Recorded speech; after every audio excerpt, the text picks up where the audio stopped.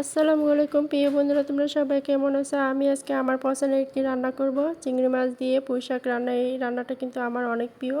তো প্রথমে আমি চিংড়ি মাছগুলো সুন্দর করে পরিষ্কার করে ধুয়ে নিয়েছি। দেখতে পাচ্ছি এগুলো কিন্তু দেশি চিংড়ি, খেতে কিন্তু অনেক মজা। আমার মেয়ে খুবই পছন্দ করেন চিংড়ি মাছ।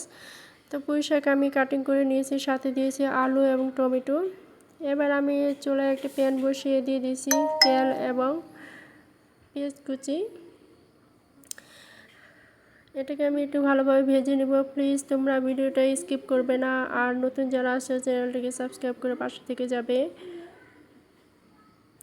সবাইকে আমার পক্ষ থেকে অনেক অনেক ধন্যবাদ এবং অনেক অনেক ভালোবাসা। অবশ্যই পুরো ভিডিওটা দেখে যাওয়ার অনুরোধ রইল। এই তো এই পর্যায়ে আমি দিয়ে দিয়েছি কিন্তু জিরা। তোমরা কিন্তু চাইলে জিরা নাও দিতে পারো। আর সব মশলা দিয়ে এবার আমি এটাকে ভালোভাবে কষিয়ে নিব। দেখতে পাচ্ছ, কষিয়ে নেওয়ার জন্য এবার আমি ঢেকে দিচ্ছি। এবার কিন্তু তেল বেশি উঠেছে, তার মানে বোঝা হয়ে গেছে, এবার কষানো হয়ে গিয়েছে। এই পর্যায়ে আমি এখন দিয়ে দিব সবজিগুলো এখন আমি দিয়ে দিয়েছি।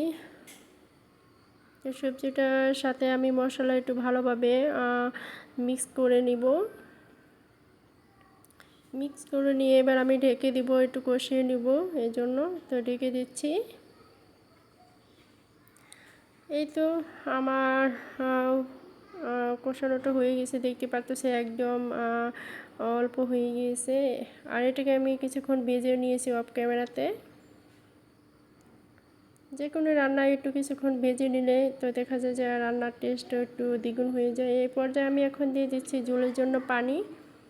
টমেটোটা আমি একটু দেরিতে ইউজ করব, ঝোল যখন ফুটে উঠবে তখন, কারণ টমেটো একটু তাড়াতাড়ি সিদ্ধ হয়ে যায় এই কারণে। এই তো ঝোলটা ফুটে উঠেছে, এখন আমি দিয়ে দিচ্ছি চিংড়ি মাছ। এটাই হলো সিক্রেট রেসিপি। তো যাই হোক, আমি সব রান্নাতে যে কোনো মাছই ভেজে দিই, তো আজকে আমি চিংড়ি মাছ ভেজে দিয়ে নিই। তো দেখলাম যে রান্নাটা কেমন হয়, সত্যি অসাধারণ হয়েছে, খেতে অনেক মজা হয়েছে।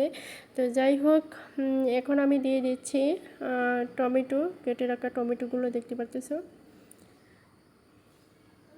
খেতে কিন্তু অসাধারণ অসাধারণ হয়েছিল। এতে এখন আমি রেখে দিচ্ছি। আর দেখো আমার এই রান্নাটা হয়ে গেছে, দেখো কতটা সুন্দর হয়েছে, খেতে কিন্তু মজা হয়েছিল, দেখে কিন্তু বুঝতে পারতেছো। আর প্লিজ ভিডিওটা কেমন হয়েছে তোমরা কমেন্ট করে জানাবে। সব ভালো থাকবে, সুস্থ থাকবে।